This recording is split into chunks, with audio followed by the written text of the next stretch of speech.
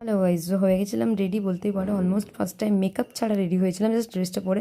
আর শরীরটাও একটু match match করছিল, ভাবলাম একটু বাইরে থেকে ঘুরে আসি, খিদেও পাচ্ছিল, তো ভাবলাম একটু বাইরেই যাওয়া যাক। তো যেমন ভাবা তেমন কাজ, সোজা চলে এলাম হলদিয়াতে এইচএফসি সিটি সেন্টারের সামনে। সত্যি কথা বলতে যারা আমাকে দেখে ভাবো যে আমি ফাস্টফুড খাই না, বাট এরকম কোনো ম্যাটার না, আমি ফাস্টফুড খাই। ইভেন নো জিম নাথিং ভাই, সারাদিন আমি ফাস্টফুড গিলতে থাকি। প্রথমেই ঢুকে ভেতরে আমি একটা অর্ডার দিয়ে দিলাম, পিৎজা, ফ্রাইড চিকেন আর একটা কোল্ড ড্রিঙ্কস। খাওয়াটা বড় কথা ছিল না, বাট রিফ্রেশমেন্টের জন্য আমার জন্য বাইরে যাওয়াটা খুব প্রয়োজন ছিল। বলতে বলতে চলে এলো চিকেন ফ্রাইড পিৎজা আর চিকেন লেগ পিস। সন্ধ্যের টাইমে না আমাকে বাইরে বেরোতেই হবে, লাইক অক্সিজেনের মতো। থ্যাঙ্কস টু দিস পার্সন যে আমার সব মুড খারাপই সাথ দেয়। আমি যে খুব একটা ফুডি তেমন নয়, বাট এই চিপসের এই পিৎজাটা আমার খুব ভালো লাগে, তোমরাও ট্রাই করতে পারো, খাবারগুলো যথেষ্ট ভালো।